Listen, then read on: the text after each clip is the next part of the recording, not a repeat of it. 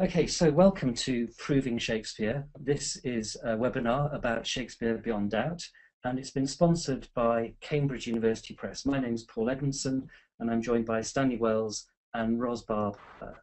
Thank you very much to Cambridge, who published Shakespeare Beyond Doubt last week, and there was a launch for it as part of the Shakespeare Birthplace celebrations here in Stratford. That's the cover of the book that Stanley Wells and I co-edited. Stanley, an interesting cover, wouldn't you say? Yes, I think it's a delightful cover. Joe finds, of course, in the film of Shakespeare in Love, pondering the next word to write. He's got his quill pen in his hand. He's rather informally dressed. In a half-timbered room. In a half-timbered room, indeed, where he's writing the play of, what's it called, Romeo and Juliet and the Pirates. Ethel, the pirate's daughter. Yeah. And Ros, I said a moment ago that I had an email from someone whose Shakespeare seminar immediately started deconstructing that image, which resonated with you. Yeah, absolutely. I like the fact that it's such a mythical Shakespeare above the title of Shakespeare Beyond Doubt. But as it were, from a fictional story. A fictional story, yes. But it's a very, I mean, he's actually a very strong mythic Shakespeare. This image of, good-looking young man, very sexy, chewing his quill. I think of it as the inky-fingered Shakespeare. Yes. Which we might come on to later on. These were some other possible illustrations. This one is in the book from the Shakespeare Birthplace Trust's collections.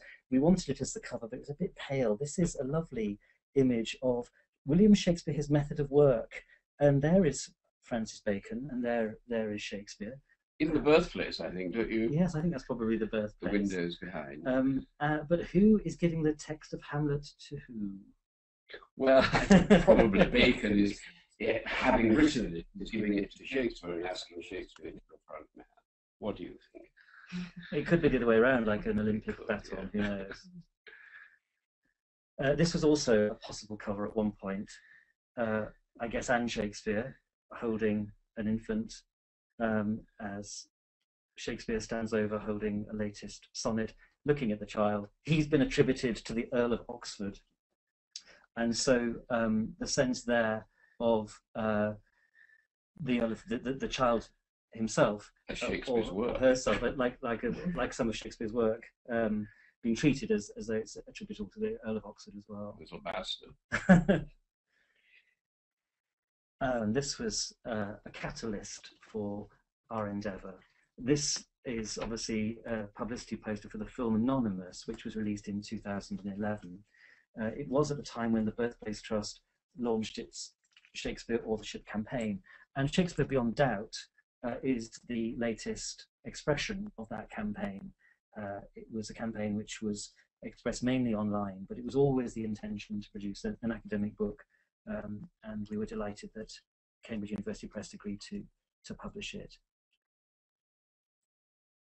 Shakespeare and authorship is something which haunts any Shakespeare scholar. Stanley, you've had a lot of experience. Well, over many years, of course, I've taken part in debates, in a debate in the Inner Temple, which is done in Age of the Globe. I've taken part in television programs, radio programs about it, or always sticking up for Shakespeare.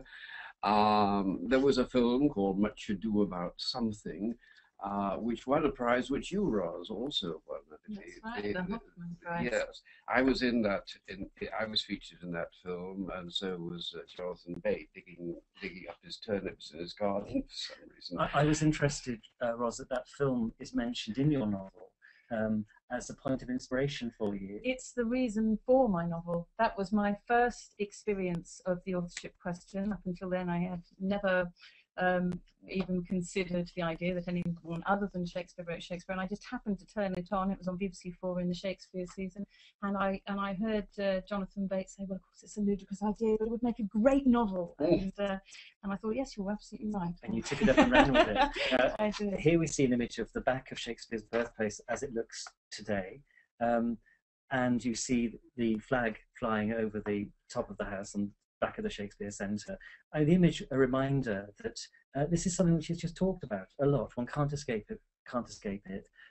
If you're on Twitter and you'd like to contribute to the discussion as it unfolds, please tweet. We'll be saving all the tweets, but if you use the hashtag proving Shakespeare, that will mean that your tweet will be automatically archived. So hashtag proving Shakespeare. And if you want to name the country that you're tuning in from, that would be great too. So it's a question that comes up in taxis and trains when one's traveling. It's also a question which has ingratiated itself within 2 universities, and this was thought to be something which we wanted to respond to as part of the authorship campaign. There is an MA in Shakespeare Authorship Studies at Brunel University, and there is also a centre, Shakespeare Authorship Research Centre at Concordia University. Stanley, we found these 2 expressions of the discussion worrying. Yes, we did, that it's infiltrating. We do feel, of course, that it's a perfectly good subject. The phenomenon of whether, the phenomenon of doubt is a good subject for academic study. Indeed, it forms the basis of Jim Shapiro's book. Jim Shapiro, who wrote the afterword to our book, of his book, wittily called Contested Will. But the Concordia University has an annual conference, and they had one last week, and it's entirely devoted to deconstructing the idea that Shakespeare wrote Shakespeare. There was a long lecture given at that conference last week, which is available online, which I've read, called The Factual Desert of Stanley Wells. It's entirely devoted to demolishing, or attempted to demolish, the arguments that I put forward in a 5-minute talk in a debate at the English-speaking Union 18 months or so ago.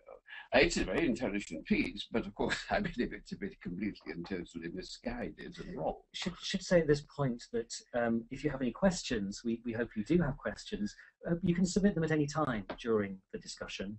It would be very helpful if you were to say your first name and also which country you're sending your question from.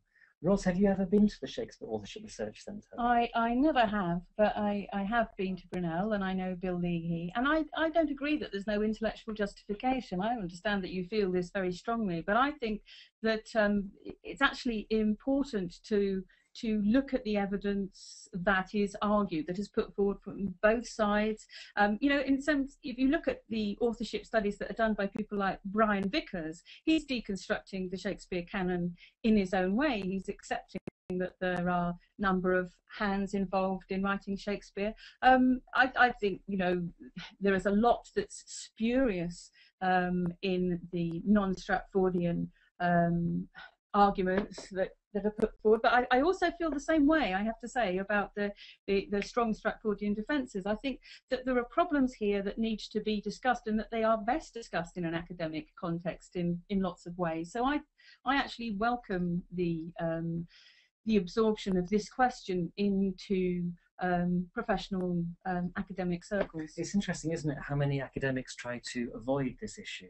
I don't know if this is your experience, but certainly among Shakespeare colleagues, there is sometimes a tendency to close down any kind of discussion. Completely. To remain aloof about it, if it's beneath contempt. I mean, I really do feel that the Birthplace Trust is pitching in and getting its hands dirty in this argument. I really appreciate that after, it seemed to me a very, very long time, 150 years of really no one weighing in with any significant, academic book on the subject, that there is finally an academic book by 20 respected and established Shakespeare scholars to put forward the orthodox side of it, and I really welcome that development. I think it's an important development, but I personally don't think it settles the question with Beyond Doubt. I think it raises a lot of other questions. That it's just the beginning of something for me. It's the beginning of a conversation. Certainly one of the things we hope we've done, which picking up the metaphor of beginning a conversation, or perhaps furthering a conversation, is we hope we've put some oxygen into this discussion, because I think you look in certain parts of it, and for too long the Shakespeareans have never had anything to do with the anti-Shakespeareans and vice versa, and I hope there's now some oxygen there that we've brought to the discussion.